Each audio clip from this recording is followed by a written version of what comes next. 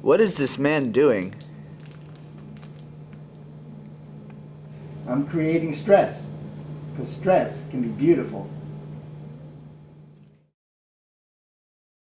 Stretching this type of clear plastic reshapes the molecular structure in such a way that certain colors are extinguished while revealing the ones we see.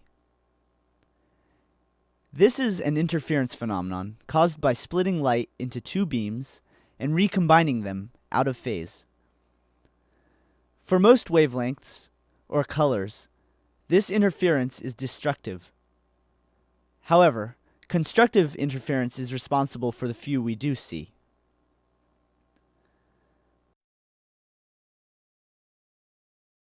Upon release of a mild stress, the colorless transparency of the material returns. But a greater stress or sufficient heat renders these changes permanent. We create these custom thermoformed pieces in our shop. This allows us to make polarized art in 3 dimensions. For example, the ice blocks in our featured piece, Polarize.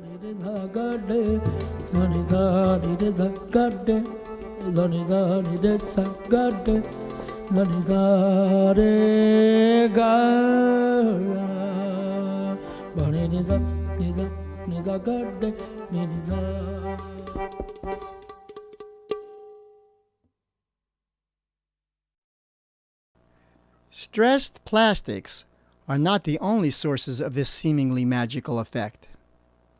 There is a whole class of materials that exhibit this property in their natural state. These substances reveal a more uniform field of color. Either way, the key is polarized light. What is polarized light? Polarized light consists of waves of electric and magnetic fields whose vibrations are restricted to a specific orientation. Here we see vertically polarized light. Notice that the light waves are all aligned to the same rotational angle. This schematic represents a head-on view. This we call horizontally polarized.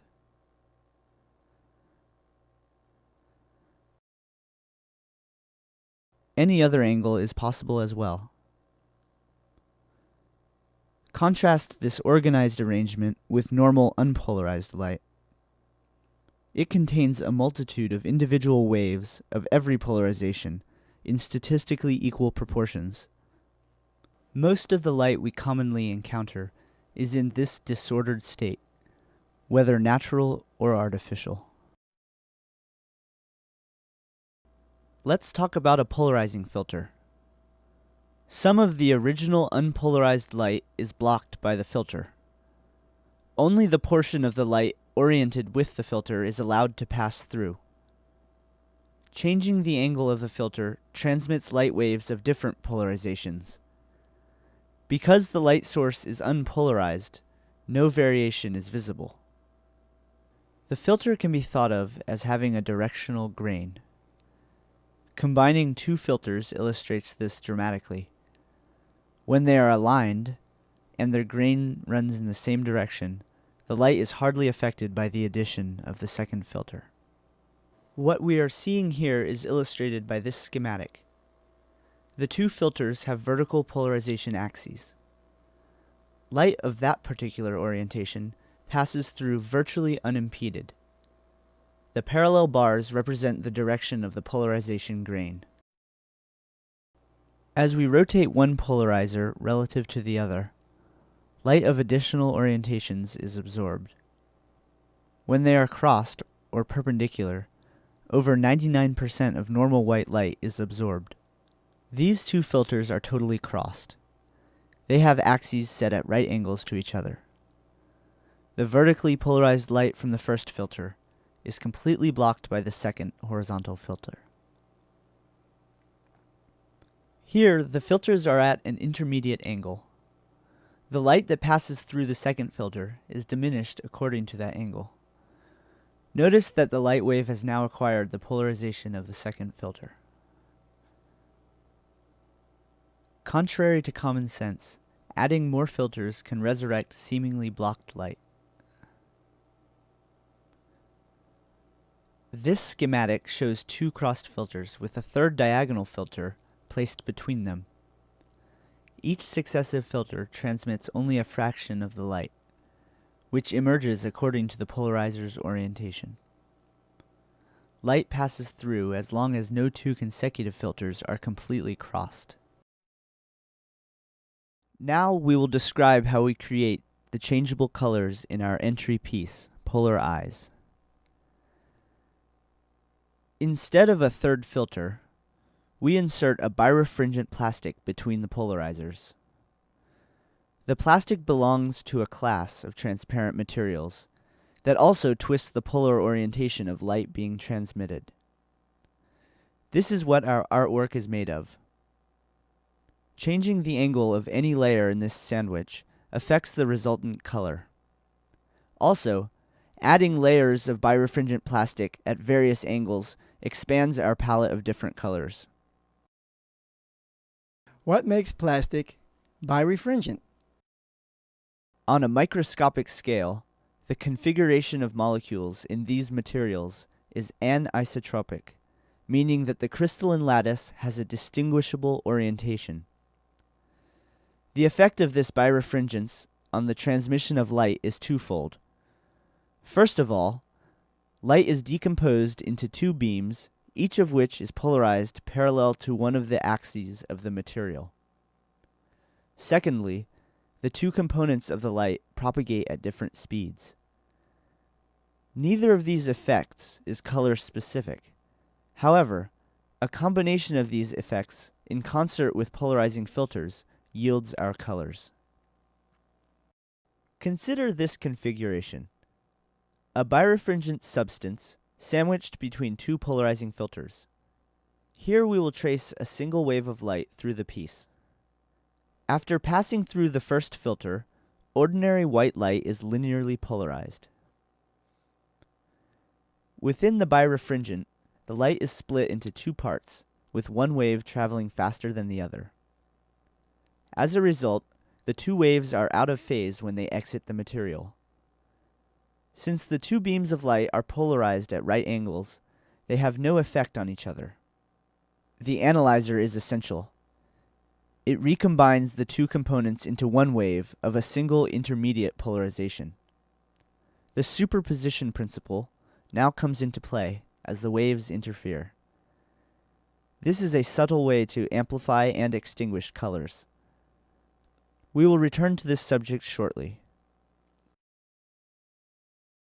The magical color transformations we see in this work are not the product of any digital or video manipulation. Obviously, something unusual is going on here. The phenomenon we observe in our work shares something with natural rainbows. In both, white light is divided into its component colors. However, we find that there is a profound difference between this rainbow and our work. Here, the spectrum of colors is due to dispersion by refraction. The colors created by birefringence rely on a different mechanism. Let's return to the interference phenomenon.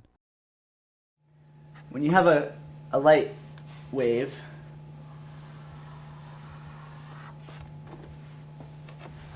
and you take another light wave of the same color, which is to say it has the same wavelength,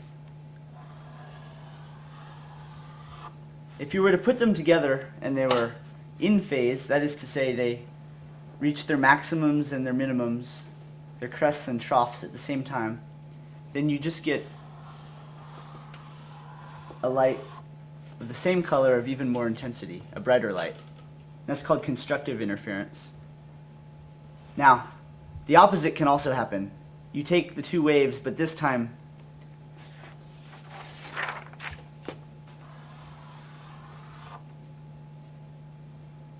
the second one is out of phase, like this. When you add them together, you get nothing. They completely cancel, and this is called destructive interference. This animation illustrates how two waves interfere at varying phase differences. The two component waves, shown here as thin lines, are of identical wavelength and amplitude. Notice the effect on the resultant wave, depicted here by the heavier line, of one of these components moving out of phase with the other. We observe totally constructive interference, totally destructive interference, and everything in between. Recall the two waves of light emerging out of phase from the analyzer. One component wave has moved ahead of the other by a fixed distance. The size of this displacement is fully determined by the nature of the birefringent layer, regardless of the color of the light passing through. But, since this displacement represents a different fraction of the wavelength for each color, the phase difference is color dependent. For example, this displacement causes a small phase shift at the red end of the visible spectrum, where the wavelengths are longer. For the shorter wavelengths, the same displacement is equivalent to a greater relative phase shift. The result is that some wavelengths interfere constructively, while others interfere destructively. Thus, the originally white light now appears colored.